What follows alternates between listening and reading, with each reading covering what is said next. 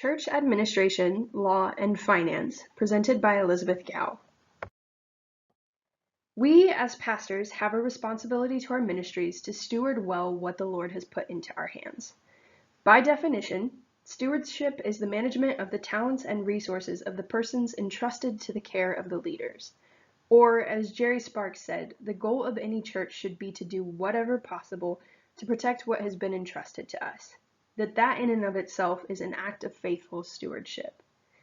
As we consider the administration, law, and finance of our ministries, it's essential that we look at it all through this lens of stewardship.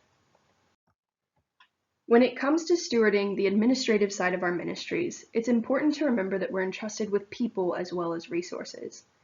From the church budget to the latest building project, from the composition of the board to the people we choose to count the offering every week, it's our responsibility to manage it all well. In that vein, I'll use this quote from author Brené Brown: "Clear is kind." We manage best when we do so with clear expectations, clearly and consistently communicated. For example, one church gave their guidelines for counting their weekly offerings. 2 people will collect the offering and count the offering every week. There's a weekly rotation of people so that not the same people are counting every week. The money is counted behind locked doors with cameras present, and the deposit is made by someone different than those who count. Their policy is clear and it's consistently stated. These policies were put into place with clarity to protect the church from offerings going missing, but also to protect the people counting offerings from being falsely accused of taking them. While the AG Constitution and bylaws should be our first reference for operating policies, similar policies can be established for your ministry when it comes to how board members are chosen, how to go about building expansions or updates, or even how to select people to serve within the nursery. Protecting our children is not simply administrative, our stewardship extends into the legal field as well.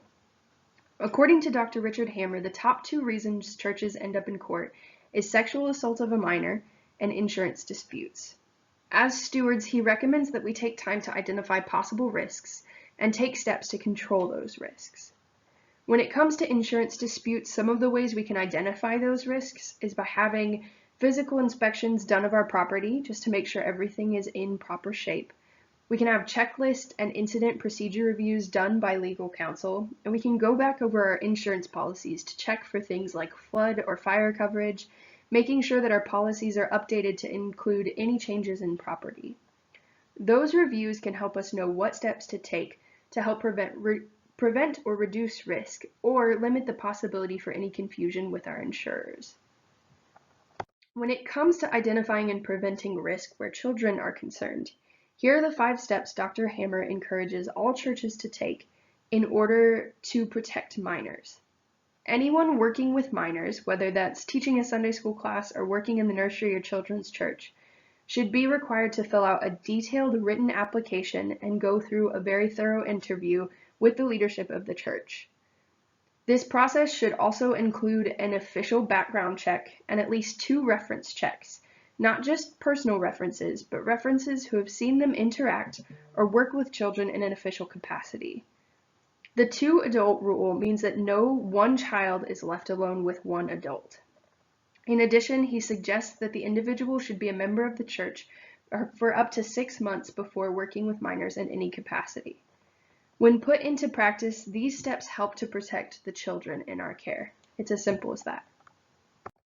When it comes to stewardship, most people tend to think first of finances, and when it comes to our ministries, AG Financial recommends these steps to help us steward well the monetary resources in our care.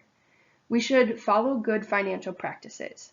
Simple things like our operating budget should be clearly defined, knowing what's coming in and going out each month, where the priorities are for the budget, and we should keep our financial records up to date. Then, we should prepare for the unexpected, setting aside money, also known as cash reserves, so that if an HVAC system goes out or there's an emergency within the church, it's able to be taken care of.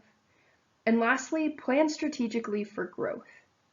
When it comes to this last step, view everything through your vision. What is the unique calling of your church, and what will it take to get there? When you know where the Lord is calling your church and what that growth might need to look like for your church, whether that's adding another full-time staff or expanding your facilities, Then you can begin to plan ahead and prepare for that step. This just scratches the surface of things that take years of planning and implementation, but I hope this was a reminder of our responsibility to steward the administrative, the legal, and the financial aspects of our ministries. For more information and resources, check out Risk Management Live on YouTube or visit agfinancial.org.